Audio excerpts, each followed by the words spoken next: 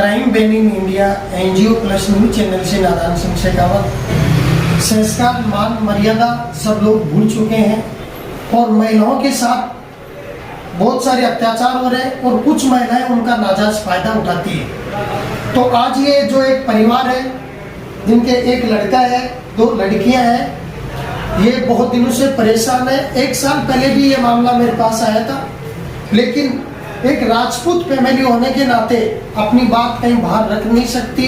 समाज का डर रखता है, समाज के लोग मुझे क्या कहेंगे, मेरी क्या इज्जत रहेगी।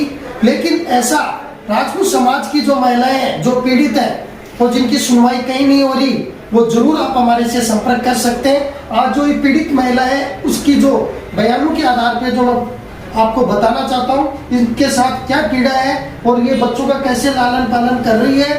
वो बंदा भवानी सिंह शेखावत जो कोटक महिंद्रा के अंदर फाइनेंस लाइन में है, और ये पत्नी जो कह रही है कि भाई उनके कहीं नाजायज संबंध है। ये जो सारी चीजें हैं ये खुद अपना, पहले तो आप अपना नाम बताइए, नाम क्या है? मेरा नाम रीना कंवर, ससुराल जवानपुरा। भवानी सिंह की विशेष, और भवानी सिंह मुझे बहुत दुख दे रहे हैं। 3 बच्चे हैं, 3 बच्चों को चाय कभी बाहर निकाल देते हैं, टोक लगा देते हैं।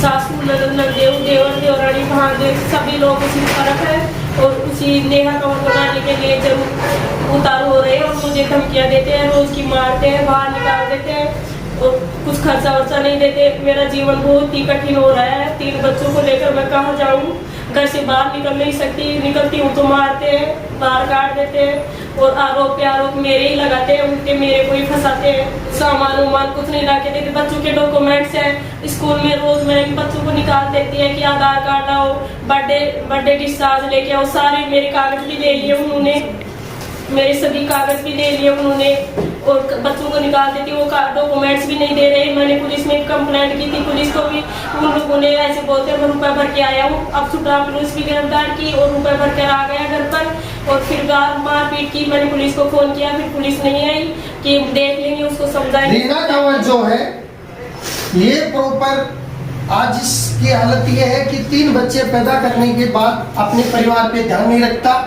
और ये कहते हैं ये रीना कंवर जी कि जो वो मेरा पति है भवानी सिंह शेखावत, वो किसी अन्य जो महिला है उसके साथ उसके नाजायज संबंध है। वो पूरा परिवार उसका साथ दे रहा है, नहीं कि इनका साथ दे रहा है। चलो ठीक है, इनका दे न दे, लेकिन बच्चों का पालन पोषण का तो ध्यान दे कम से कम। ऊपर से दादागिरी। और जो आप क्या कह रहे थे, उनके संबंध किन से है? नेहा कंवर बांदीकुई से है, जो जयपुर में रहती है। उनकी एक लड़की है, तलाकशुदा है, जो मेरे पति के साथ रहती है। गांव भैंसलाना में जाकर 1-1 महीने रह के आती है। पति घर पर कहीं 15 दिन 5 दिन कभी नहीं आते, ऐसे बोलते हैं। मेरी बहनों के रहता हूँ और मैंने भी देखा था उसको, उस औरत को भी, उनकी बहन के रहते हुए। इन्होंने जो मामला बताया है उस मामले की पूरी जानकारी ली जाएगी।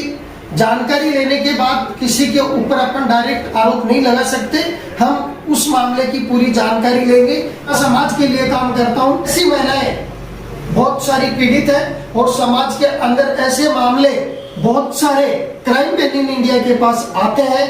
मैं उनको यहाँ सुलझाता हूँ, काउंसलिंग करता हूँ, एक दूसरे के साथ गहन वार्ता करके और उनका मामला मैं निपटाता हूँ।